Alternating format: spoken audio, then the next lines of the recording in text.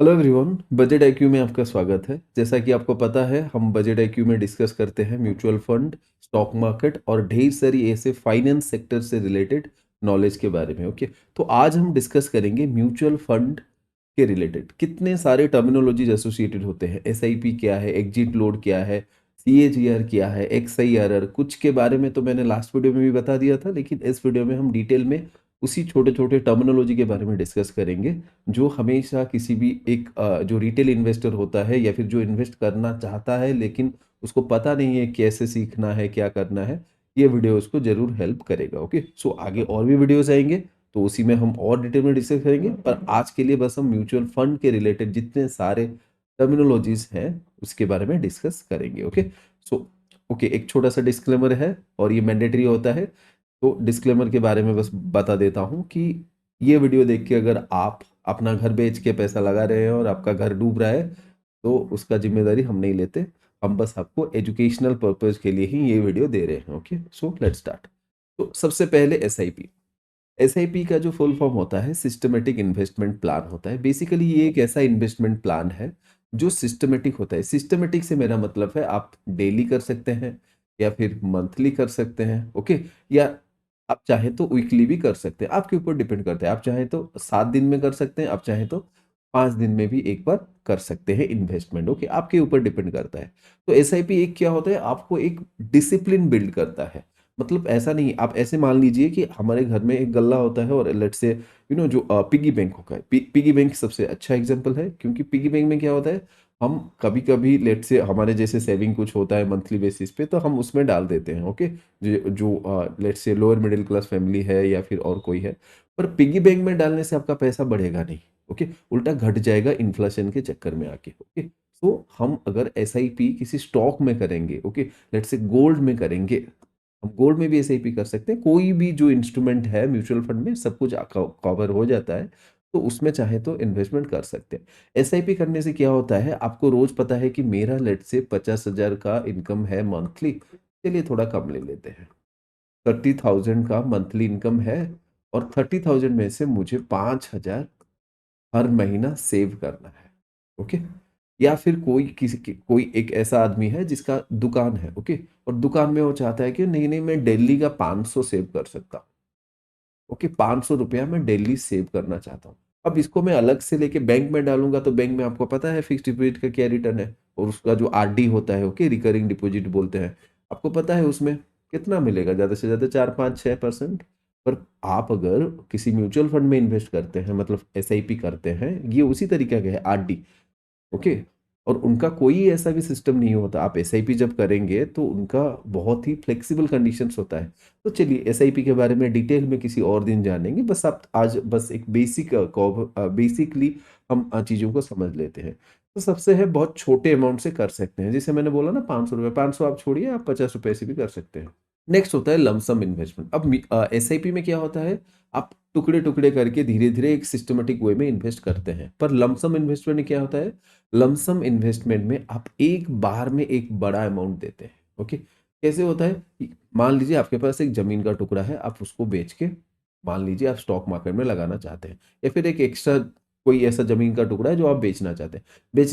बेचने के बाद मान लीजिए आपके पास 20 लाख रुपीज आ गए। ओके, अब ये 20 लाख रुपीज आप क्या करेंगे, या तो एफडी कर सकते हैं, ओके, जिससे ज्यादा रिटर्न आपको मिलेगा ही नहीं। ओके, क्या कर सकते हैं, गोल्ड खरीद के रख सकते हैं जिसमें चोरी होने का खतरा रहता है, या फिर म्यूचुअल फंड में आ सकते हैं।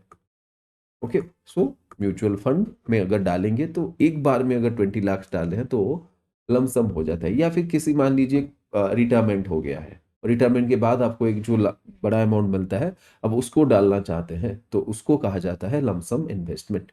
ओके, नेक्स्ट नेक्स्ट दो चीज होता है, एक है ग्रोथ ऑप्शन होता है और एक आईडीसीडब्ल्यू ऑप्शन होता है। धीरे धीरे मैं बताता हूँ कि क्या होता है। ग्रोथ ऑप्शन में क्या होता है, जब ग्रोथ ऑप्शन में हम डालते हैं तो ये हमें पैसा महीने में या फिर कोई एक स्पेसिफिक टाइम पीरियड में हमारे पास कुछ पैसा नहीं होता। ऐसे मान लीजिए कि लेट से आप जैसे वही रिटायरमेंट वाला ही एग्जांपल लेके समझते हैं।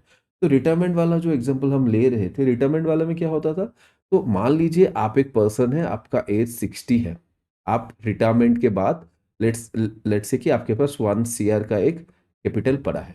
और आप अब कुछ काम नहीं करना चाहते, आप चाहते हैं कि ये 1 सीआर जो कैपिटल पड़ा है, ये मार्केट में या फिर शेयर मार्केट में हो गया या फिर गोल्ड में हो गया कि अच्छे से इन्वेस्ट हो जाए ये 1 सीआर और आपको एक मंथली बेसिस पे जैसे आपका सैलरी आ रहा था, वैसे थोड़ा-थोड़ा पैसा आपको मिलता रहे, ओके? उसी पैसे से आप अपना बिल्कुल आप जैसे जीना चाहें आप जी सकते हैं, आपको जितना पैसा चाहिए उसी हिसाब से आप एडजस्ट कर सकते हैं। पर कोई एक चाहता है कि नहीं, मुझे जो मेरा जो 1 सीआर है मैं ये पूरा लगाऊँगा और मुझे इससे मंथली बेसिस पे कोई मुझे इसको निकालना नहीं है। मैं बस इसको लॉन्ग टर्म के लिए लगाना चाहता हूँ। ओके, तो वो ग्रोथ ऑप्शन है। तो 2 चीज़ हो गया आईडीसीडब्ल्यू अब छोड़िए इसको एक्सपांड नहीं करेंगे, बस इतना समझ लीजिए कि आपको अगर मंथली बेसिस पे या फिर कोई भी छोटे जो आपका जो टाइम पीरियड है उसके बेसिस पे अगर आप पैसा निकालना चाहते हैं, तो आईडीसीडब्ल्यू ऑप्शन है। ग्रोथ ऑप्शन मतलब आप एक बार में डालेंगे, एक बार में निकालेंगे। आप चाहें तो निकाल सकते हैं, ऐसा नहीं कि नहीं निकाल सकते, आप निकाल सकते हैं। पर ग्रोथ ऑप्शन में क्या होता है आपको मैन्युअली निकालना पड़ेगा। आईडीसीडब्ल्यू में ये अपने आप हो जाता है। Are you getting? So let us move to next. अच्छा यहाँ एक बात और बता देता हूँ कि क्या फ़ायदा और क्या नुकसान है? अगर आप आईडीसीडब्ल्यू में जाते हैं, तो मान लीजिए आपने 1 करोड़ डाला है, आप निकाल रहे हैं बार-बार करके, तो पैसा क्या हो रहा है ना कंपाउंडिंग नहीं हो पा रहा है, आप हमेशा निकाल रहे हैं उससे। तो आपको जो एक्चुअल रिटर्न है ना, वो नहीं मिल पाएगा। मान लीजिए मार्केट ने 50% का रिटर्न दिया है 2 साल में। अब 2 साल में 50% का रिटर्न मतलब 1 करोड़ को आप कभी भी 1.5 करोड़ नहीं बना सकते 2 साल में, पर ग्रोथ ऑप्शन में ये बन जाएगा। क्यों 1.5 करोड़ नहीं बनेगा? ये मे बी 1.3 बन सकता है या 1.2 बनेगा, क्योंकि आपने तो पैसा निकाल लिया ना। Are you getting? आपने तो पैसा निकाल दिया और पैसा निकाल लिया तो फिर पैसा बढ़ेगा कैसे? तो ये थोड़ा होता है आईडीसीडब्ल्यू में, ओके। नेक्स्ट आता है net asset value NAV. NAV वही है जो अभी थोड़ी देर मतलब पीछे जब मैं बात कर रहा था एनएवी के बारे में, ओके, जो एसआईपी में। तो एनएवी का मतलब है net asset value. Basically net asset value और एनएवी का मतलब ये होता है कि मान लीजिए एक म्यूचुअल फंड एक 1 यूनिट अब मैं ये बताता हूँ कि 1 यूनिट क्या होता है। मान लीजिए 50,000 करोड़ का एक म्यूचुअल फंड है, मतलब एक म्यूचुअल फंड के पास 50,000 करोड़ रुपए हैं, ओके। और 50,000 करोड़ में से ऐसा तो नहीं है कि हजार हजार करोड़ का वो यूनिट बनाएंगे, ओके। यूनिट वो हमेशा छोटा बनाते हैं, 50 रुपया, 10 रुपया, 100 रुपया, 500 रुपया, 1000 रुपया। 1000 रुपये का तो बहुत ज्यादा हो रहा है। जनरली ये 10 रुपए का भी होता है, ओके। अभी तो कोई भी आता है म्यूचुअल फंड, तो वो 10 रुपए से भी स्टार्ट करते हैं। और 10 रुपए इसीलिए डालते हैं ताकि क्या होता है, आप म्यूचुअल फंड को यूनिट में खरीद सकते हैं और यूनिट में बेच सकते हैं। ऐसा नहीं कि आप अगर सोचेंगे कि मैं 311 रुपए का म्यूचुअल फंड बेच दूंगा। मेरे पास मान लीजिए 3,000 रुपए का म्यूचुअल फंड पड़ा है और मैं 311 रुपए का बेच दूंगा, ओके। और बाकी पैसा मैं नहीं बेचूंगा, मतलब बाकी पैसों में जो म्यूचुअल फंड है वो नहीं बेचूंगा, ऐसा नहीं होता। इसलिए यूनिट सेट करना पड़ता है, तो आप 10 के मल्टीपल में बेच सकते हैं। इसीलिए यहां मैंने यूनिट बोला, ओके। तो एक बड़े म्यूचुअल फंड को छोटे छोटे टुकड़ों में काटा जाता है और उसी टुकड़ों को आप ओन करते हैं। Are you getting? तो उसको बोलते हैं एनएवी, और एनएवी का वैल्यू धीरे धीरे बढ़ता रहता है, ओके। ठीक है। जब मान लीजिए कोई एक अच्छा म्यूचुअल फंड है जो 100 रुपए में स्टार्ट हुआ था 20 साल पहले, आज मान लीजिए 4,000 रुपया हो चुका है, तो इसको फिर वो छोटे टुकड़े में कर देते हैं, सो दैट फिर वो एक्चुअल में क्या होता है ना, छोटा टुकड़े से अगर 10 रुपए का होगा, इतना छोटा सा म्यूचुअल फंड होगा, मतलब उनका जो एनएवी होगा, तो कोई भी जितना चाहे उतना इन्वेस्ट कर सकता है। अब ये हो गया फॉर्मूला। अब मैंने समझा दिया है, आप वीडियो को पॉज करके देखिए कि नेट जो एनएवी मैंने समझाया क्या इससे मैच होता है या नहीं। आप एग्जाम्पल भी पढ़ लीजिए, ओके। नेक्स्ट होता है एयूएम, और इसको बोलते हैं assets under management. Assets under management में क्या होता है, ट्राई टू अंडरस्टैंड। एसेट्स है तो टोटल पैसा, जितना मनी आपका फंड मैनेजर जितना पैसा, टोटल जितना पैसा मैनेज कर रहा है उसको बोलते हैं एयूएम। जैसे मैंने जो जब पिछले स्लाइड में बता रहा था ना, इस स्लाइड में मैं बता रहा था कि 50,000 करोड़ का एक म्यूचुअल फंड है। तो 50,000 करोड़ का जो म्यूचुअल फंड है उसका एसेट अंडर मैनेजमेंट मतलब टोटल पैसा जो है वो 50,000 करोड़ हो जाएगा। तो एसेट अंडर मैनेजमेंट कुछ नहीं होता है, बस यही होता है कि कितना टोटल पैसा आपका म्यूचुअल फंड मैनेजर मैनेज कर रहा है, ओके। बस इतना सा मतलब होता है। ऐसा बिल्कुल भी नहीं है कि जितना बड़ा एसेट अंडर मैनेजमेंट मतलब जितना ज्यादा एयूएम है उतना अच्छा है या फिर उतना बुरा है, ऐसा नहीं होता है। क्योंकि क्या होता है ना, एक एसेट अंडर मैनेजमेंट एक इन्वेस्टर का कॉन्फिडेंस शो करता है। अब मान लीजिए एक फंड मैनेजर है एक्स और एक फंड मैनेजर है वाई। बहुत सारे लोग हैं जो एक्स को ट्रस्ट करते हैं, तो वो क्या करेंगे, ज्यादा से ज्यादा लोग एक्स को पैसा देंगे अपना। ठीक है, तो एसेट अंडर मैनेजमेंट एक्स के पास ज्यादा हो जाएगा। मान लीजिए वाई को थोड़ा सा ट्रस्ट नहीं करते लोग, तो एसेट अंडर मैनेजमेंट वाई का थोड़ा कम होगा। समझ में आ रहा है ना। और इसका मतलब कहीं से ये नहीं होता कि एक्स ज्यादा कैपेबल है वाई से। बस वाई, शायद ऐसा हो सकता है कि वाई जो है वो नया आया है मार्केट में, इसीलिए जो ट्रस्ट है वो डेवलप नहीं हुआ है, अभी धीरे धीरे होगा। तो एक उसके जो एसेट अंडर मैनेजमेंट होता है ये थोड़ा टाइम के साथ बढ़ता रहता है। और ये ट्रस्ट के ऊपर, ट्रस्ट के फैक्टर भी होता है। कोई किसी का एसेट अंडर मैनेजमेंट मान लीजिए 5,000 करोड़ है, तो ये बहुत ही छोटा होता है। 50,000, एक 50,000, 10,000, 20,000, इतना तो होना ही चाहिए एसेट अंडर मैनेजमेंट अगर आप कोई भी म्यूचुअल फंड ले रहे हैं।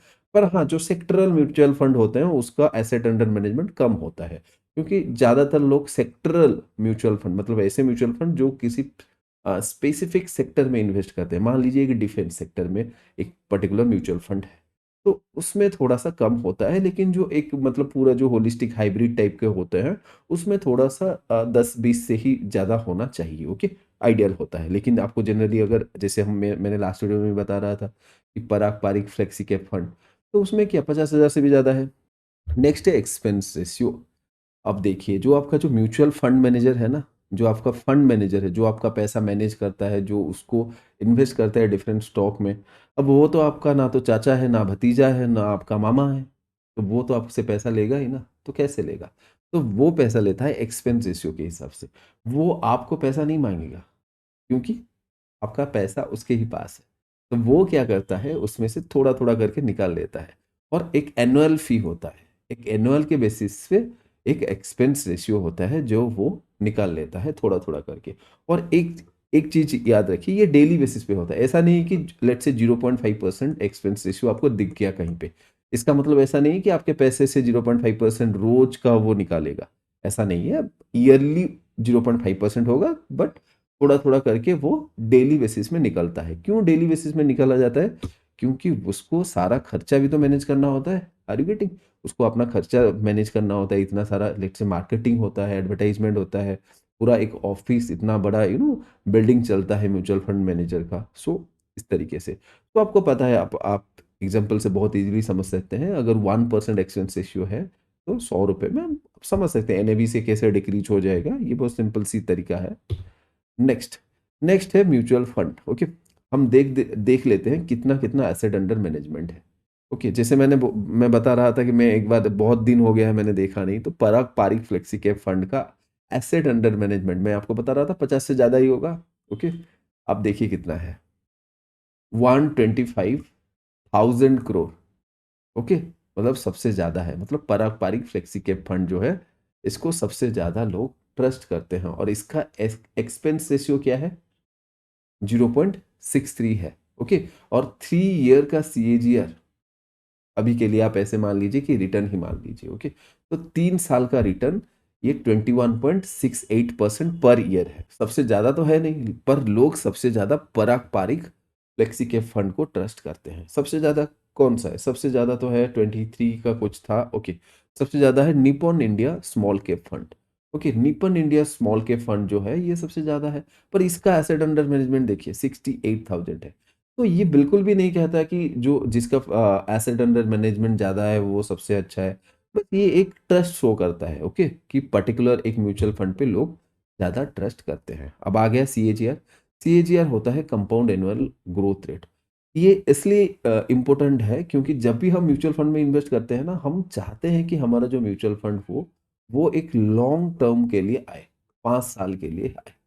ठीक है, एक मार्केट का एक फेजेस चलता है। कभी मार्केट बहुत तेजी से दौड़ता है, जिसको हम क्या बुलिश फेज बोलते हैं। कभी मार्केट में थोड़ा मंदी होता है, और मंदी होता है तो उसको बेरिश फेज बोलते हैं। तो एक 5 साल या 10 साल के बारे में सोचेंगे तो तभी हमें एक म्यूचुअल फंड का असली क्वालिटी, या फिर ऐसे मान लेते हैं कि कोई भी म्यूचुअल फंड कैसा है उसको मिनिमम 3 साल का टाइम पीरियड देना ही चाहिए जज करने के लिए। मान लीजिए एक म्यूचुअल फंड है जो बियर फेज में मार्केट में एंटर किया है, अब मार्केट ही पैसा नहीं दे रहा है तो म्यूचुअल फंड कहाँ से लाके पैसा देगा? समझ में आ रहा है ना आपको? तो इसलिए हम 3 साल का लेते हैं। अब 3 साल में क्या होता है, एक बार बियर, एक बार बुलिश फेज मिल जाता है। तो एक जो म्यूचुअल फंड होता है उसको एक सफिशिएंट टाइम और एक अपॉर्चुनिटी मिलता है कि अपने आप को साबित करने के लिए। इसीलिए हमेशा 3 ईयर का ही देखेंगे। 1-2 ईयर से कुछ होता नहीं है, कभी कभी कोई सेक्टर मूव करता ही नहीं है। तो म्यूचुअल फंड जो भी उसी सेक्टर में हेवीली इन्वेस्टेड होगा उसका एनएवी बढ़ेगा नहीं, मतलब उसका रिटर्न नहीं आएगा। मतलब ऐसा हो सकता है कि नेक्स्ट साल बहुत ज़्यादा आ जाए।